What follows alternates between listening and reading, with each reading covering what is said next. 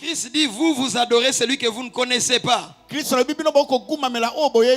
parlez de la bouche, mais vos cœurs ne sont pas là. Vous adorez, il n'y a pas d'intimité, Samaritain. Écoutez ce que cette femme a dit. Nos pères nous ont dit qu'il faut adorer sur cette montagne. Mais tu vas aller à la montagne, mais celui que tu adores à la montagne, tu ne le connais pas. Tu viens à l'église, mais Dieu ne s'est pas révélé à toi. Ce n'est pas une question de montagne. C'est pas une question de lieu. C'est une question de connaître. Crie très fort, connaître. Crie très fort, connaître. Deuxième catégorie, nous les juifs, nous adorons ce que nous connaissons. Et Jésus dit parce que le Messie vient de juifs. Et Jésus va plus loin, il dit, mais Dieu, le Père demande des vrais adorateurs. Donc, il va au-delà de la discussion entre être juif et être samaritain qui a le vrai Dieu. Il dit, le Père demande les vrais adorateurs.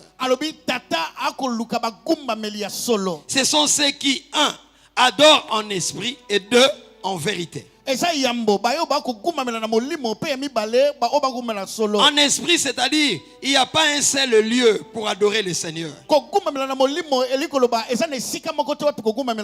Ce n'est pas seulement à Jérusalem comme les Juifs. Ce n'est pas seulement sur cette montagne de Samarie. Pour vous les Samaritains. Dans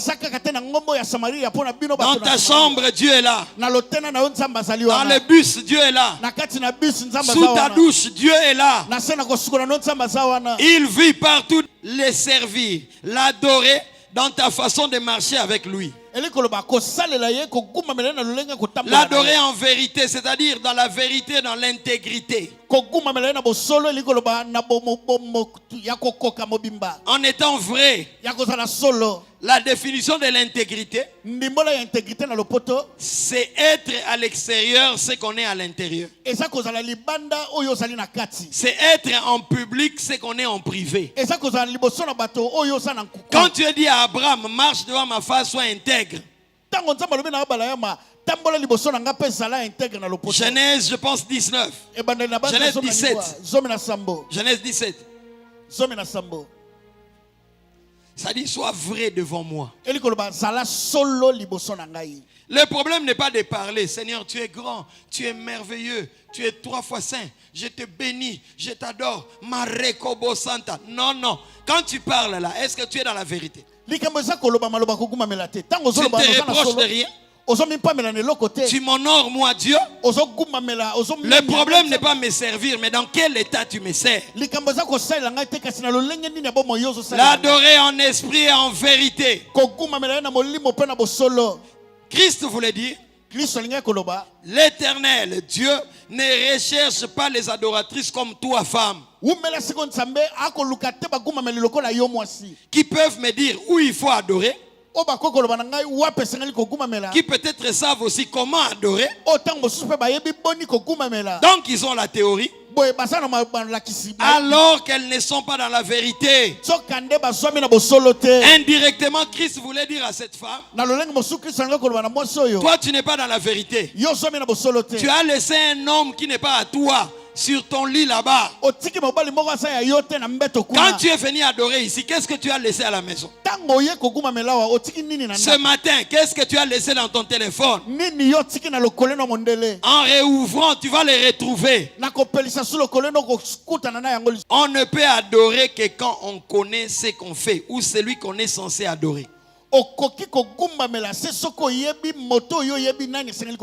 Sinon c'est de la figuration. L'adoration est une affaire tellement sérieuse et c'est pour les seuls intimes. On ne badine pas avec l'adoration. On ne s'engage pas dans le vaille-que-vaille dans l'adoration. Jésus voulait dire à cette femme, tu ne peux pas être un pied dedans, un pied dehors et continue à dire que nous adorons sur cette montagne.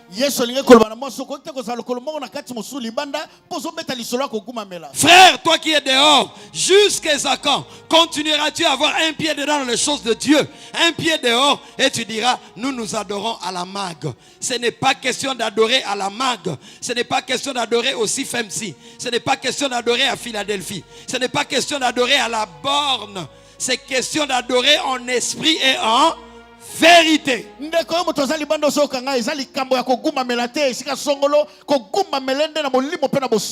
Le nom du lieu où tu adores n'est pas indispensable dans la mesure où ta vie ne reflète pas Christ. Ce n'est pas la mague qui est morte à la croix pour toi, c'est Jésus qui est mort à la croix pour toi. S'il n'y a pas de connaissance, ça ne peut pas être suivi de profondeur et d'intimité. Le manque de connaissance te donnera la confusion. Tu croiras être dans le bon alors que tu es à côté de la plaque. Cette femme ose parler adoration avec celui qu'on adore. Il est en face de Jésus. Mais elle veut définir l'adoration. Mais l'adoration, c'est moi, Jésus. Tu ne peux pas me connaître si je ne me révèle pas à toi. Bien aimé dans le Seigneur, j'en parlerai. Il est important de venir à l'église et de recevoir la révélation de Jésus. Si tu as reçu sa révélation, tu dois grandir dans sa connaissance. L'adoration n'est que pour le connaisseur. Sinon tu seras dans la superficialité. Et tu vas ouvrir des portes aux légèretés qui finiront par aboutir au mélange. Et tu te surprendras servant la chair par l'idolâtrie. Et là au désert, Exode 32, pendant que Moïse est au sommet de la montagne pour recevoir les tables de la loi, au bas de la montagne, Aaron qui est resté avec le peuple est séduit. Il entre dans la distraction. Et qu'est-ce qu'Aaron fait? Sous la pression du peuple, Aaron fait le veau d'or. C'est-à-dire l'or qui était destiné pour la construction du tabernacle. Avant que Moïse ne descende pour demander cela, le diable libère ce qu'on appelle la puissance de détournement et de déviation.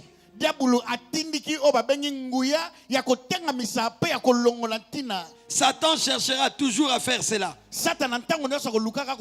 Dieu a besoin de l'or pour construire le tabernacle. Mais Aaron demande l'or pour qu'on établisse un veau d'or. Et quand vous lisez Exode 32, vous verrez que Aaron dit: Israël, voici ton Dieu. Quelle déviation! L'adoration qui ne dit qu'à Dieu. On commence à les donner à un veau d'or. La puissance du détournement. Et ce qui était à la base de pression que Moïse subissait au désert, on les appelait les ramassis. Je veux que tu cries très fort les ramassis. Crie très fort les ramassis. Les ramassis étaient au milieu du peuple dans le désert. Ils font toujours que les lieux destinés à être milieu du culte à l'Éternel soient convertis en milieu de dépravation terrible.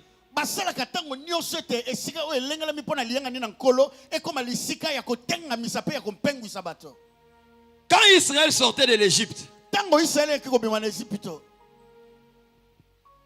les Juifs ont mangé la Pâque. Ils se sont enfermés. Exode 12, suis-moi bien. Et dans cet engouement de la sortie, D'autres peuples qui n'étaient pas Israël se sont greffés à eux. Comme Israël sort, et leur Dieu est en train de libérer, partons avec eux. Ils sont sortis de l'Égypte avec Israël, mais sans être d'Israël. Ils marchaient dans le cortège d'Israël dans le désert. La Bible raconte que c'est eux qui ont posé beaucoup de problèmes à Moïse dans le désert. C'est eux qui regrettaient tout le temps la nourriture du passé. Ils étaient capables de dire même, nous nous souvenons des gingembre et des concombres. Nous nous souvenons de ce que nous vivions en Égypte. Les ramassis en Christ, ce sont des personnes converties, mais qui regrettent toujours leur passé.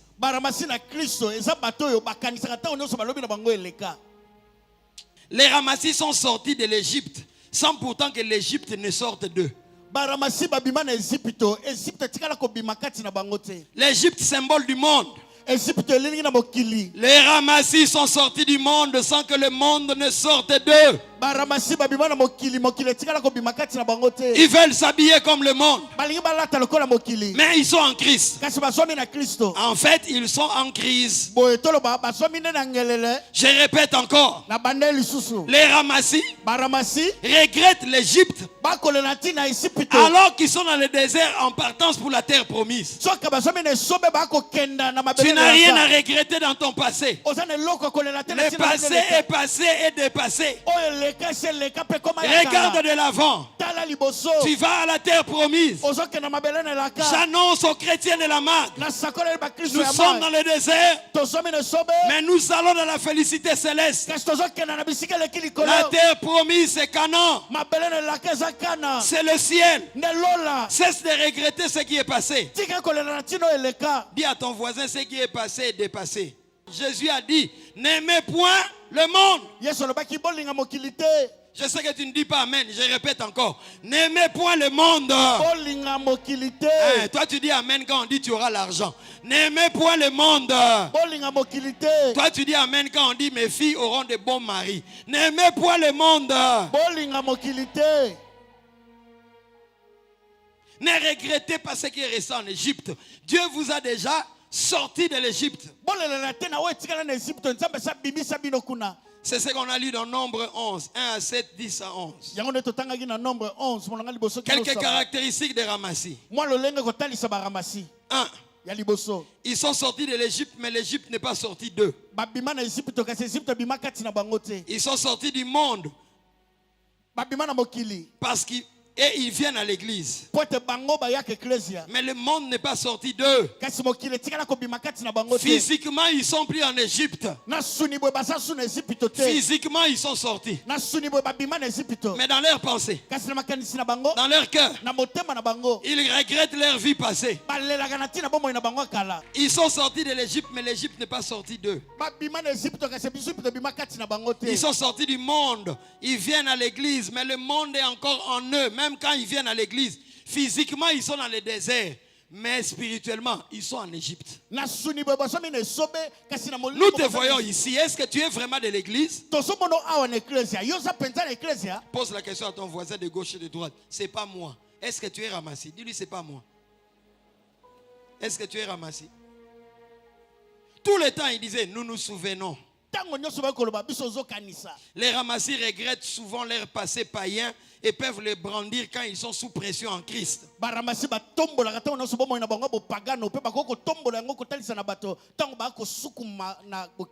Deuxième caractéristique. Les ramassis murmurent beaucoup.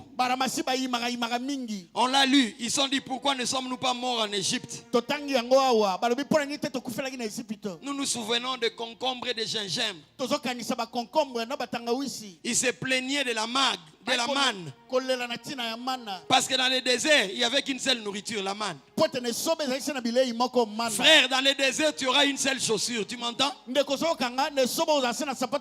auras un seul pantalon pour venir au culte. Oh, les pasteurs changent de veste chaque dimanche et il nous dit de venir au culte. Moi, j'ai seulement un pantalon. Je t'annonce que le pasteur a aussi un pantalon pendant une longue saison.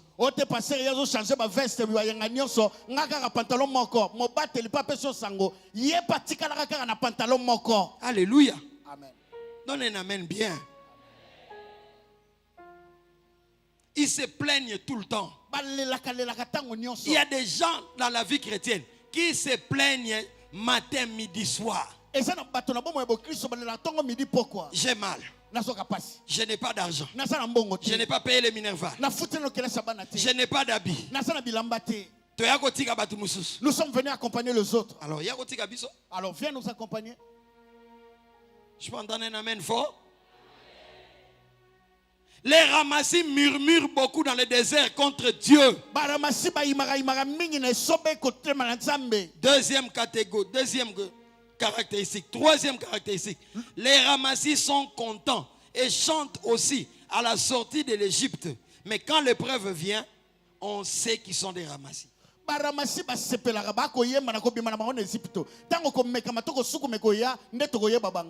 un amen, je vais dire quelque chose. Donne un amen encore, ça va réveiller ton voisin. Exode 12, ils ont mangé la Pâque. Et la mer rouge s'est ouverte. Exode 13, 14.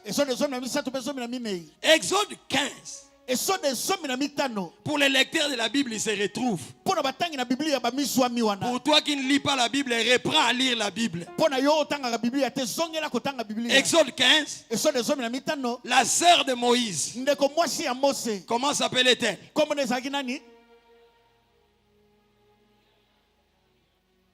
Myriam. D'autres l'appellent Marie la prophétesse. Elle a pris le tambourin. Elle a commencé à louer. Exode 15. C'est un cantique. Elle chantait. Tout le peuple aussi chantait. L'Éternel nous a libérés. Il est grand. Que son nom soit béni d'éternité en éternité. Nous les raconterons aux générations futures. Béni soit l'Éternel. Grand et redoutable. La mer rouge s'est ouverte. Pendant que Marie la prophétesse chante, Michel et Ramassi aussi chantent. C'est pourquoi à l'église, même quand les gens adorent, moi j'ai appris à voir ça différemment. On peut chanter Mo Santu, Mo Santu, Mwana Mpate Nanzambe. Yaya Moaza Pinoga, Akiti Pinamutu, Zualoko, Fakwa. Il peut se trouver là un bien-aimé qui a penché un tout petit peu sa tête, alors que c'est un esclave. Moi-même, quand les gens pleurent dans l'adoration, je ne m'occupe pas d'eux. Parce que lui-même sait pourquoi il pleure. Par expérience. J'ai vu des gens pleurer pendant l'adoration. Tu dis ça, accueille. Et quand tu les rencontres dans la cure d'âme, tu lui poses la question. Quand ils te disent pourquoi tu pleurer, tu dis, ah, Nzambe limbi sangai. Voilà, il y a une modération au Toki. Toi là, en pleine modération, tu as transpiré. Ramassis. C'est un ramassis. Dis à ton voisin, pourquoi tu es facile? Le pasteur ne parle pas de toi. Oh, parle à quelqu'un. S'il parle, le pasteur est au côté. Parle à ton voisin. Dis-lui, le pasteur ne parle pas de toi. Pourquoi tu es fâché comme ça, il calme? Même dehors. Je peux entendre un amen bien. Les ramassis. Baramassis. Chanteront avec toi Marie la prophétesse. Conducteur de culte. Même quand tu les vois pleurer pendant l'adoration d'un chant qui proclame la sainteté de Dieu. Dieu qui sait prendre en charge. Kolandate. Après, il va murmurer. Ne le suis pas. Même quand tu l'entends chanter. Nama kambwele kinga mayele. Nabele laka. Voilà. C'est ici. Quand nous sortons de ces lieux, ils seront à Matongé pour se faire laver. Regarde ton voisin, dis-lui, Ne t'attends pas laver, pose-lui la question. Tu ne sais pas, pose la question. Pose-lui la question. Les jours de la cérémonie là en famille, on ne t'a pas fait faire des initiations indirectes. Le jour de ce deuil là, pose-lui la question. Ça vous fait rire, mais ce sont les choses qui arrivent dans la famille des enfants de Dieu. Quand vous êtes dans vos deuils en famille, on vous met la pression. Qu'est-ce que vous faites? Les ramassis n'ont pas de personnalité. Ils chantent le jour où Dieu les guérit. Mais 2 jours après, ils vont murmurer. Crie fort, ramassis. 4. Les ramassis combattent souvent les ordres de Moïse sournoisement. Les ramassis combattent l'autorité établie et attaquent les ailes par leur toxicité. Donc quand Moïse disait soyons concentrés, je vais prendre l'étape de la loi, je vais revenir. Les ramassis tirent les ficelles. Les ramassis dans les églises, ils poussent les gens à murmurer contre les pasteurs, contre les responsables des départements. Les ramassis appellent 2 personnes à côté. Tu ne vois pas ce qui se passe à l'église? Tu n'as pas constaté? Fais attention. Garde-moi. Je n'ai dit qu'à toi et à toi seul.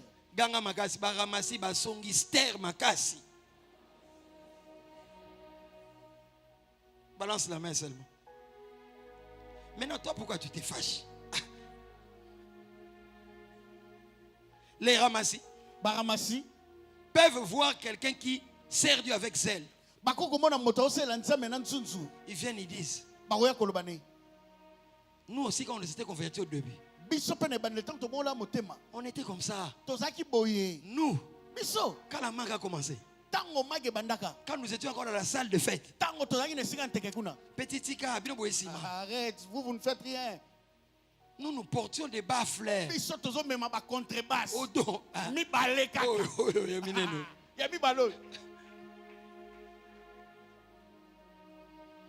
Pose-lui la question. Bon, tu portais, maintenant tu portes plus, pourquoi? Nous, on venait à l'église à 6h35. C'est maintenant que les pasteurs de Dieu vous demandent de venir à 6h30. Nous, on venait à 6h35 et le culte commençait à 8h. Les ramassis tuent les ailes, découragent les nouveaux convertis. Ils sont des tueurs de destinée. Ils cherchent à provoquer des choses pour que les gens se découragent. Oh, église, on peut donner guérison. Malgré la guérison, oh non, dans cette église, c'est vrai qu'il y a un don de guérison. Mais toi, tu as déjà conçu. Nous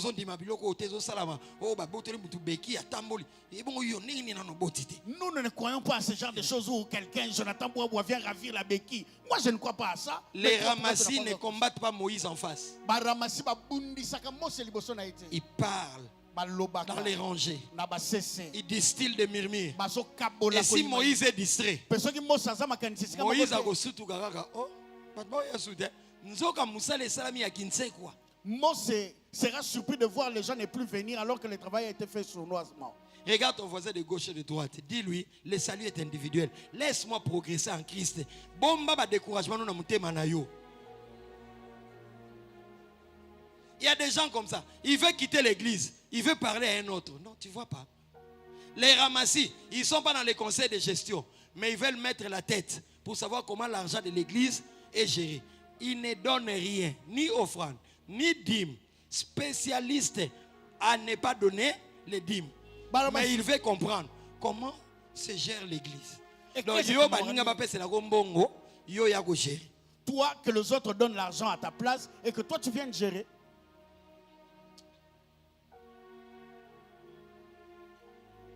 Les ramassis sont toujours dans cette église, on ne me considère pas. Alors on doit te choisir pour faire la prière de clôture ces derniers temps. Les ramassis.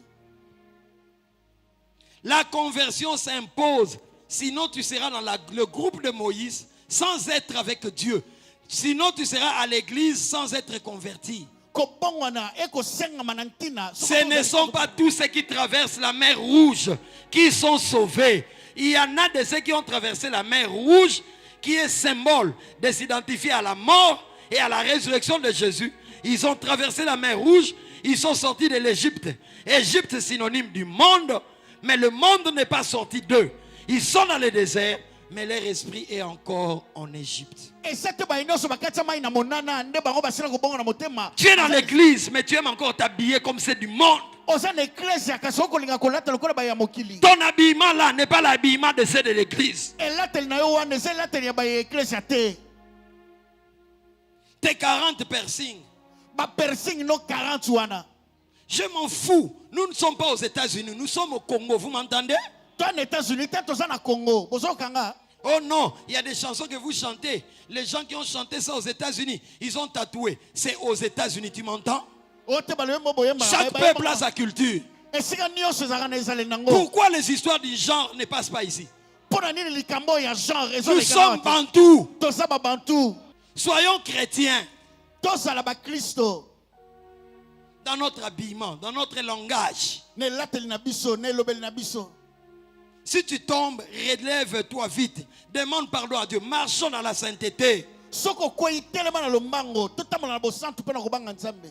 Esther était au palais royal, m'avait fait 1 mois, il ne voyait pas le roi. J'ai toujours dit, tu peux arriver à la présidence sans voir le président. Tu peux arriver à l'église sans rencontrer le chef de l'église Jésus.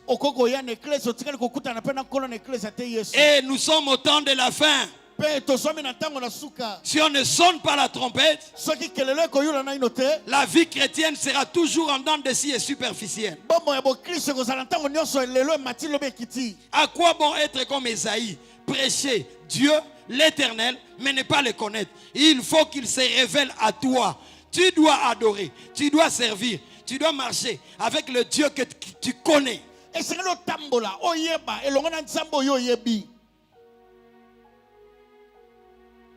Jean 4. La femme rencontre Christ.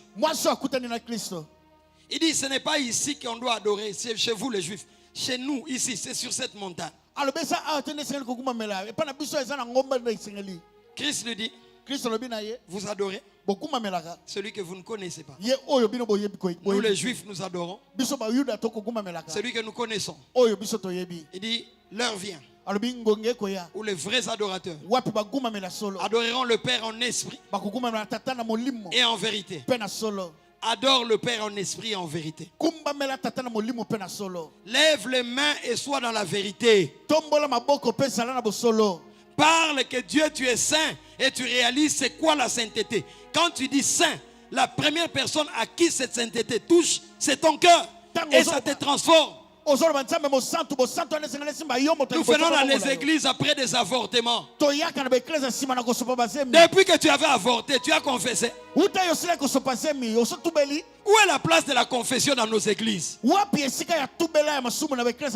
mettons l'argent dans la caisse de la société. Nous sommes en train de marcher sur le droit des orphelins. Nous sommes dans la masturbation. Ton téléphone, si on doit l'ouvrir, qu'est-ce qu'on verrait dans les boîtes et dans les corbeilles? Et nous ne voulons pas nous repentir. Dimanche après dimanche, les églises sont pleines. Tu as des ennemis, des personnes à qui tu ne parles pas. Tu nourris la haine en toi. Tu ne veux pas te contenter de ta solde. Tu veux toujours ce qui est au-dessus de toi. Voilà pourquoi tu es tout le temps dans les endettements.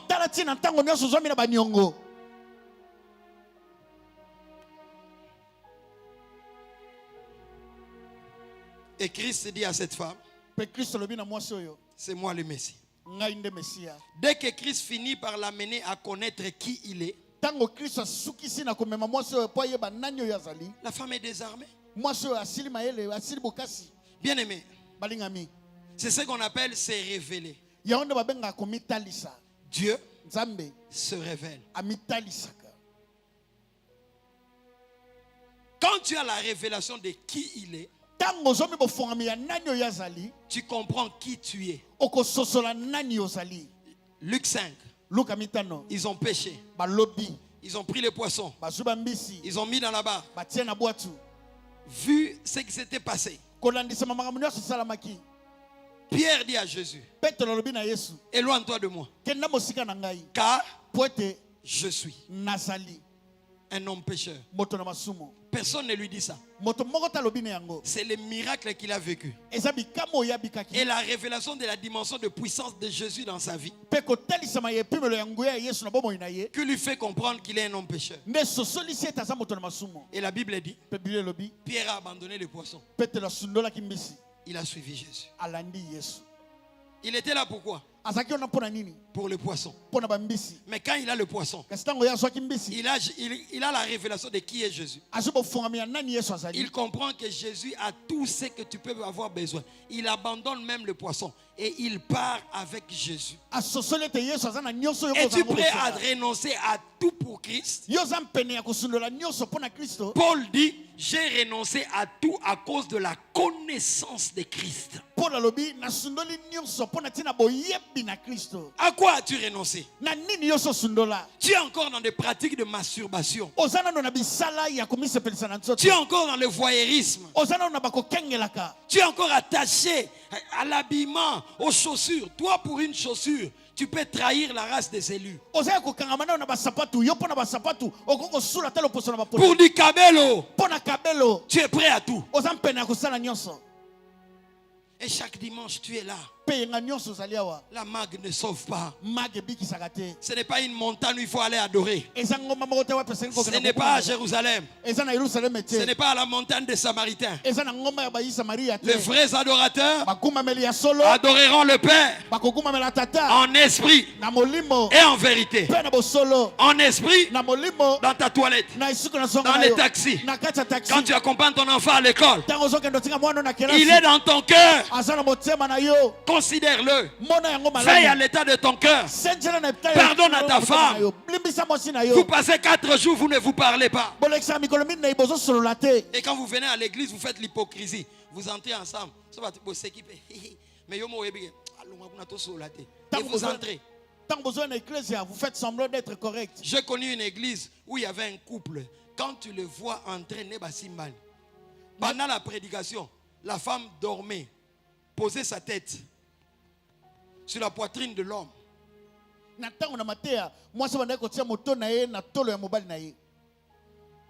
Mais le jour où ils ont voulu divorcer, ils ont commencé à tirer à balles réelles. Scandale. Lukuta. Quand la femme plaçait sa tête sur la poitrine de son homme, c'est du mensonge. L'homme dit pas c'est voyou. Voyou. Comme tu le vois là, voyou. Il ne sait pas dire je t'aime. Je t'aime. Brutal. Il ne demande pas la permission, il me viole. Allez, je ferme la parenthèse. Toute femme à qui tu ne demandes pas, que tu obliges, même s'il te donne, c'est du viol. Prochaine réunion de couple, je parlerai de la sexualité. Je peux entendre un amen. Jésus se révèle. Il dit je suis le Messie. C'est alors que la femme prostituée reconnaît le Messie. Retenez ceci. Quand il se révèle, on le connaît enfin. Et on sort de cette rencontre transformée. Il est impossible de les connaître par nous-mêmes. La chair et le sang ne peuvent recevoir cette grâce.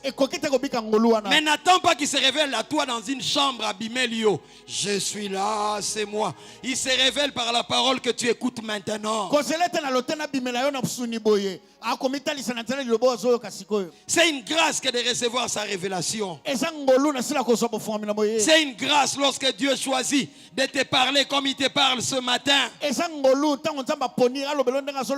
J'ai pris l'Éternel qu'il se révèle à quelqu'un. Que tu sortes de la religion. Un religieux est comme un ramassis. Il vient à l'église, il croit avec l'intellect. Mais son cœur n'est pas là. Il ne pratiquera jamais tout ce qu'il entend ici. Un religieux s'habitue aux choses de Dieu. Dieu me dit de te dire, ce qu'il a contre toi, c'est que tu es devenu insensible à sa voix. On peut prêcher les choses que tu fais et que tu dois sortir, mais au mais tu as endurci ton cœur, tu te dis jamais je n'abandonnerai. Et tu es dangereux parce que tu t'es habitué. Le jugement va tomber. Je prie l'Éternel qui se révèle enfin à quelqu'un. Comme pour cette femme, quand elle a accédé à la connaissance de qui est Jésus, il a reconnu comme Messie. Seul le fait de les connaître te donne de les reconnaître. Le connaître fait que tu les reconnais. C'est-à-dire, tu es désarmé. Tu le considères maintenant comme Messie. Messie, j'ai dit au début, c'est Messia, le Sauveur. Celui qui viendra établir le règne de l'Éternel. Les Juifs l'attendaient. Et quand tu le vois, tu accèdes à la révélation. Cette femme dépose la cruche. Elle avait la cruche pour puiser de l'eau et ramener à l'homme qui était resté à la maison. Mais quand il rencontre le Messie, il ne veut plus utiliser la cruche. Parce que la cruche va me donner de l'eau du puits, mais ça va m'amener à aller entretenir un mari d'autrui. Quand quelqu'un rencontre Christ, il ne dit pas laisse-moi d'abord finir ce que je faisais. La vraie conversion, métanoïa, la transformation, s'accompagne toujours de la repentance. Repentance, ça signifie tourner le dos à. J'allais dans cette direction. Comme j'ai rencontré Jésus, lui il est le chemin. Lui n'est pas dans cette direction. Il me montre que c'est comme ça. Je tourne le dos au monde. Je change de trajectoire. Cette femme abandonne sa cruche. Elle est partie. Plus vers l'homme qu'il avait laissé. Parce que je suis déjà sorti de cette vie. Mais elle a puisé avec son cœur. Parce que les eaux vives sont supérieurs aux eaux du puits. Les eaux du puits donnent la maladie, la bilharziose. Mais cette femme a compris que celui qui me parle, ses paroles sont vie et esprit. C'était de l'eau. Je ne peux pas l'épuiser avec un récipient physique. C'est de l'eau spirituelle. Il me faut un récipient spirituel. Cette femme puise avec son cœur. Et quand elle prend l'eau dans son cœur, elle court vite dans la ville. Elle dit venez voir quelqu'un qui m'a dit ce que je suis. Quand on s'est converti, on ne rentre plus vers l'homme qu'on a laissé. On n'est pas un ramassis. On ne regrette plus l'Égypte. Elle a changé de direction. Elle est entrée dans la ville. Elle a dit, venez voir. Quelqu'un qui m'a dit toutes les choses que je fais. En quelques fractions de secondes, cette femme a gagné la Samarie. Quand on reçoit Jésus, quand on les rencontre, aujourd'hui il y a des fausses conversions. Les gens rencontrent Jésus, mais il n'y a pas de passion, il n'y a pas de zèle, il n'y a pas de regret de son péché. Pierre, quand il y a régné le maître, dès que le coq a chanté 3 fois, la Bible dit Pierre pleura amèrement. Il n'a pas seulement pleuré, amèrement. L'amertume dans le cœur. Voilà, l'amertume dans le cœur. Elle a regretté son acte. Mais aujourd'hui, les gens confessent. Pasteur, que Dieu me pardonne. Je suis seulement son fils. Prie pour moi, papa. Quelle conversion, quelle repentance, quelle confession. Pas de regret, pas de regret, pas d'amertume. Quelqu'un avorte, elle reprend normal sa vie de l'église. Tu ne peux pas tuer quelqu'un et être à l'aise. Quelqu'un prend de la boisson, il fait des dégâts à gauche et à droite. Mais il est chrétien, il est ouvrier et il est à l'aise.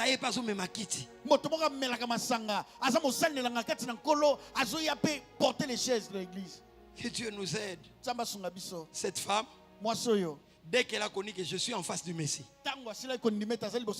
comme Pierre, dans Luc 5, je suis un homme aux lèvres impures. Cette femme dépose la cruche. Avec cette cruche, je puise l'eau pour aller vers ces maris d'autrui. Comme c'est ces cruches qui me fait perdre la voix et la raison, cette femme a abandonné la cruche. Elle ne s'est plus occupée de l'eau. Elle est sortie de sa vie. Elle a embrassé une autre vie. Je vais aller parler de celui qui s'est révélé à moi. Parce que je l'aime. Et elle est partie. Elle a parlé. Quand on les connaît, on les reconnaît.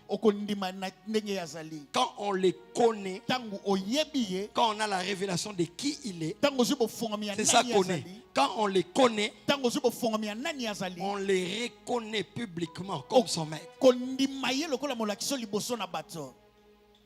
Sinon, tu seras religieux. Bien aimé dans le Seigneur, quand on le connaît, plus de forcing, plus de débrouillardise, plus de bricolage. Je sais que je dois l'adorer. Bien aimé dans le Seigneur,